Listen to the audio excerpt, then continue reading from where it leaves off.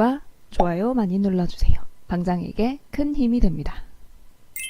안녕하세요, 홀릭입니다. 지난 밤 시간 뉴욕 증시가 큰 폭으로 하락했습니다. 어젯밤에 확인하신 분들도 계시겠지만 미국 증시가 시작하기 전부터 이미 시장은 불안정한 모습이었는데 연준의 금리 동결과 완화적인 발언에도 시장은 반등하지 못했습니다.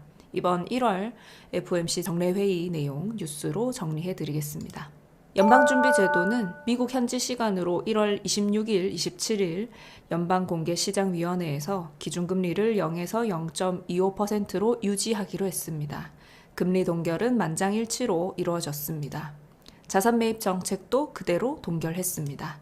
연준은 성명서에서 매월 국채 최소 800억 달러, 모기지증권 최소 400억 달러 채권 매입을 연준의 완전 고용 및 물가 목표 달성을 위한 상당한 추가 진전이 이루어질 때까지 유지할 것이라고 밝혔습니다.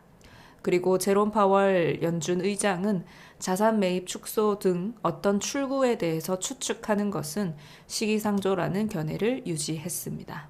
파월 의장은 회의 이후 기자회견을 통해서 경제의 앞날은 여전히 매우 불확실하며 인플레이션은 여전히 2% 목표를 밑돌고 있으며 매우 완화적인 통화정책이 매우 적절합니다.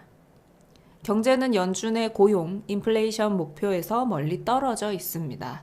채권 매입 테이퍼링에 대해 추측하는 것은 시기상조이며 연준이 채권 매입 테이퍼링을 발표했을 때 누구도 놀라지 않을 것입니다. 라고 설명했습니다. 인플레이션과 관련해서 파월 의장은 크게 우려하지 않았다고 합니다. 한동안 인플레이션이 2%를 완만하게 웃도는 것이 목표입니다. 팬데믹 초기 지난해 낮은 가격 백신에 따른 경제 추가 재개로 소비 지출이 늘어나서 향후 몇 개월 동안 인플레이션 수치가 올라갈 수 있지만 그런 상승은 일시적일 수 있습니다.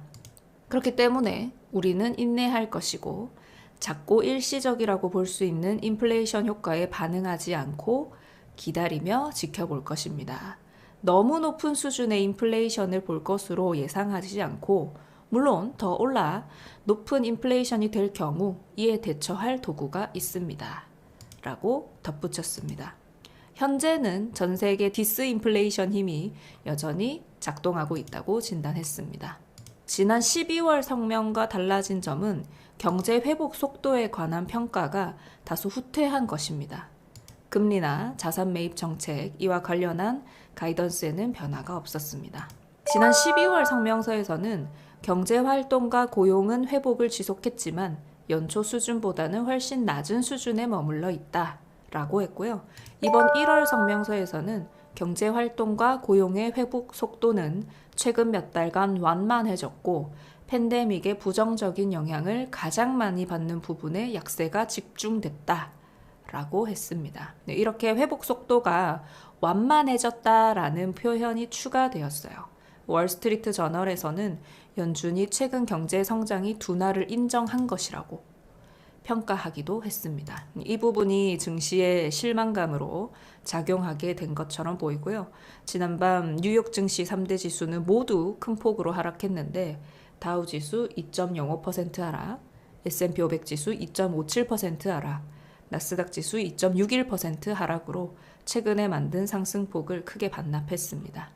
그동안 많은 상승을 한 데 부담감이 작용하기도 했고 FOMC에서 추가 완화 신호가 없었던 것, 그리고 경제 회복 속도가 둔화되고 있다고 표현한 점 등이 합쳐지면서 반등을 해내지 못한 것으로 생각됩니다.